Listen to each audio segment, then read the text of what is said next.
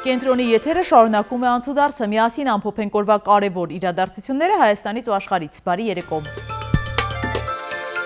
ԱՄՆ ուղղաթիռները փնտրում են Իրանում խոցված կործանիչի օդաչուին։ Թասնիմ գործակալությունը հայտնում է, որ Իրանի զինվորականները կարող են գերեվարած լինել ամերիկացուն։ Ըստ գործակալության օդաչուն կատապուլտվել է, երբ ուրբաթ առավոտյան Իրանի հոպուժերը խոցել են ամերիկյան կործանիչը։ Գործակալությունը չի հստակեցնում, թե ինչ ինքնաթիռ է խոցվել, սակայն ավելի վաղ իրանցի զինվորականները հայտնել էին Իրանի երկնքում 5-րդ սերնդի F-35 կործանիչի ոչնչացման մասին։ Իրանի հեռուստատեսությունն էլ հայտնել է, ով ողջ կբռնի ամերիկացի օդաչուին, արժեքավոր պարգև կստանա։ Ամերիկա-իսրայելական ուժերը հարվածել են Իրանի Ազադի մարզահամալիրին, ահա կադրերը։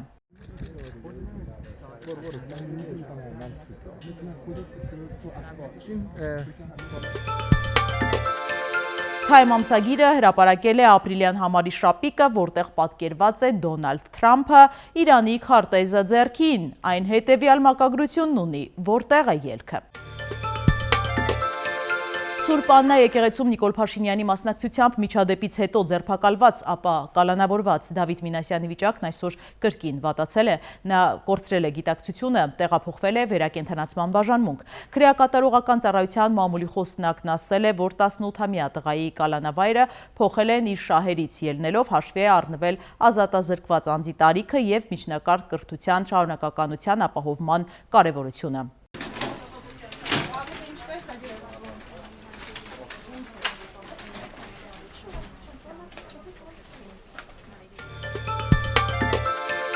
Պաշտպանության նախարարության շենքի մոտ առավոտյան հավաքվել են պարտադիր ժամկետային զինծառայողների ծնողները, պահանջում են, որ ավելի վաղ զորակոչված իրենց երեխաները նույնպես 1.5 տարի ծառայեն։ Ծնողներն ասել են, որ մտադիր չեն փողոցներ փակել, կտրուկ գործողությունների դիմել, ուղղակի պահանջում են հավասարություն։ Ավելի ուշ նախարարությունում նրանց ընդունել են և քննարկել են հարցը։ Դեգերին բողոք մեր ձայնը լսեմ, որ մեր երեխային չի մի ամսվա տարբերության 2 տարի ծառայի։ Անարդարություն է էս է։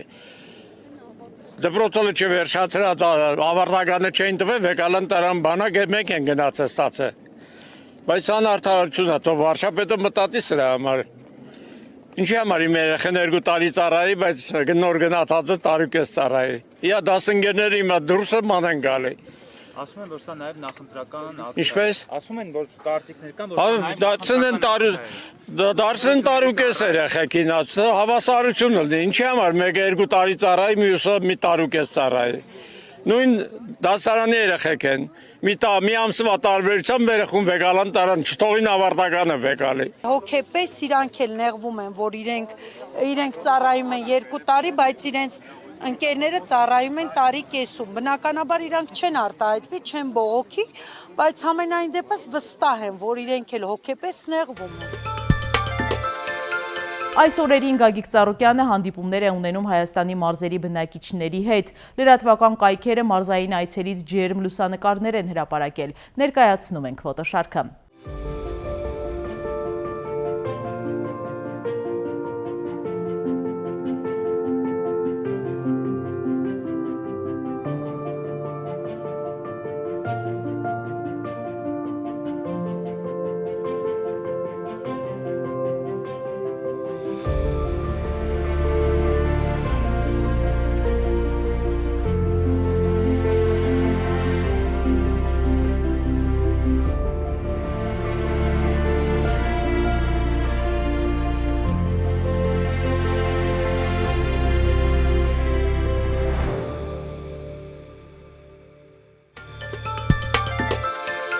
Թուրքերն ու ադրբեջանցիները դարձյալ զորավարժություն են սկսում Կարսում անցկացվող Հեյդար Ալիև 2026 համատեղ զորախաղերի նախապատրաստման շրջանակում կողմերը դրոշներ են փոխանակել։ Ըստ Ադրբեջանի ՊՆ-ի զորավարժության նպատակն է ժամանակակից պատերազմի սկզբունքներին համապատասխան գործողությունների պլանավորումը և իրականացումը։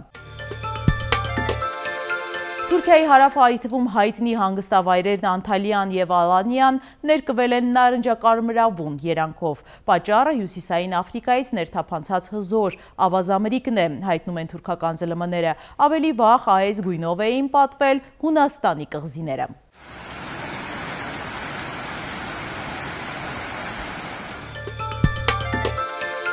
Հայրենիք կամ մահ, մենք կհաղթենք կուբացիները Հավանայում սկուտերներով և էլեկտրական հեծանիվներով հանրահավաք են արել ընդդեմ Թրամփի։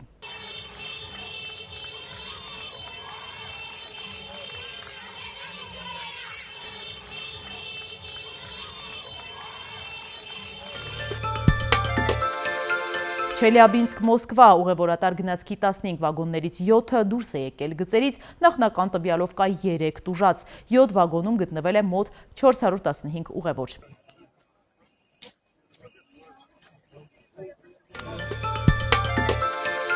Միասին թերթենք մամուլի էջերը։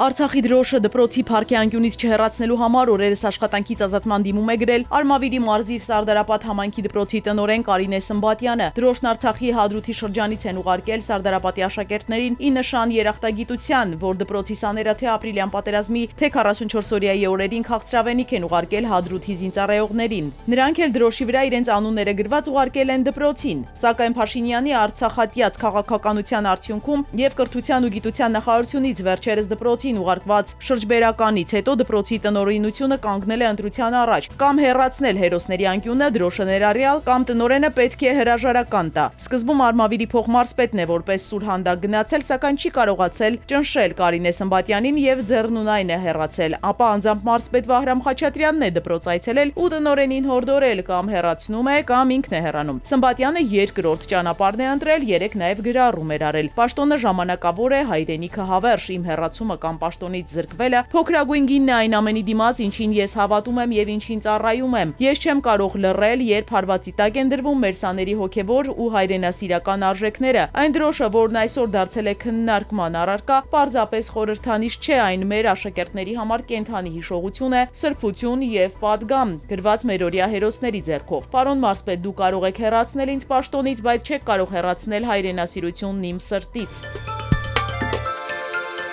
Հրապարակում կարդում ենք կառավարությունը ԱԳՆ դիվանագիտական դպրոց ՊՕԱԿ-ին հատկացրել է 301 միլիոն 467 հազար 600 դրամ, որն ուղղվելու է դիվանագետների եւ պետական մարմինների արտաքին կապերի ստորաբաժանումների աշխատակիցների վերապատրաստումն իրականացնելուն։ Այս գումարի շրջանակներում 20 աշխատակից պետք է վերապատրաստվի միջազգային հարաբերություններ եւ դիվանագիտություն ծրագրով, մինչեւ 120 աշխատակից դիվանագետների եւ պետական մարմինների արտաքին կապերի ստորաբաժանումների աշխատակիցների վերապատրաստում, հյուպատոսական գործունեության ծրագրերի նաեւ օտարերկրյա դիվանագետների վերապատրաստման եւ այլ ծրագրերի շրջանակներում, ինչպես նաեւ այս անձանց ստացած գիտելիքների ստուգումը պետք է կազմակերպվի։ Հավանաբար պրոթուրքական եւ պրոադրբեջանական քաղաքական նրբություններին են ծանոթացնելու դիվանագետներին, որ Փաշինյանի մշակած արտաքին քաղաքականության դոկտրինի շրջանակներում կարողանան աշխատել։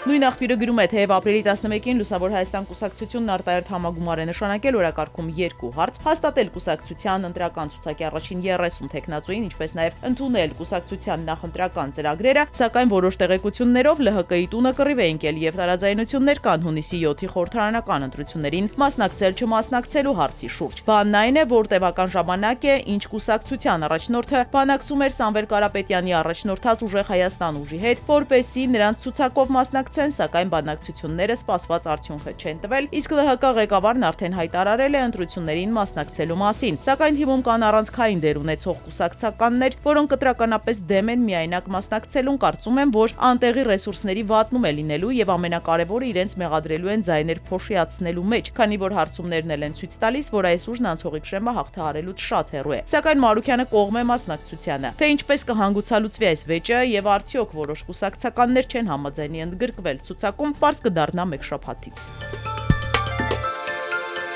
Հրապարակը գրում է, Բաքվի գերությունից վերադարձած Գևորգ Սուջյանն ակտիվ է սոցցանցերում հիմնականում հոգուտ իշխանության։ Ասել էր, որ բիզնեսով է զբաղվում, պարզվեց ԿՊ-ի սրտիկներով շապիկներ են արտադրում։ Նա ասաց, որ միայն շապիկների լոգոներ չեն, նաև անկողնային պարագաներ, սրբիչներ։ Մենք չենք ֆիքսվում մեկ ոճի վրա, օրինակ սրտիկներով շապիկներ։ Ասեղնագործում ենք ցանկացած գաղափար ըստ պատվիրատուի ցանկության։ Պատվերները բազմազան են, հաճախորդները տարբեր։ Իսկ հետագայում կարող է ԿՊ-ի հետ քաղաքական կուսակցական գործունեություն ծագել։ Այս պահին հստակ ծրագրեր չունենք, բայց զարգացումը մշտական գործընթաց է եւ ապագան բաց է նոր հնարավորությունների համար։ Վիճաբանություն Երևանում 14-ամյա երկվորյակ եղբայրները իրենց տան դիմացով սուլելով անցնելու համար դիտողություն են արել 17-ամյա տղային, այն վերածվել է ծեծկրտուկի, փաստերը փոխանցվել են քննչական կոմիտե։ Ներքին գործերի նախարարությունից մանրամասնել են, ինչ է տեղի ունեցել Իսակովի պողոտայում, հայտնի էր դարձել, որ մահացել է մեքենաներից մեկի վարորդը, ըստ նախնական տեղեկության դա ոչ սպանություն էր, ոչ ավտովթար, ամենայն հավանականությամբ քաղաքացին կատվածահար է եղել։ Նորամուծություն Չինաստանում որոշ մայրուղիներում կարելի է հանդիպել լազերային լույսերի, որոնք օգնում են վարորդներին զգոն լինել և խուսափել ղեկին քնելուց։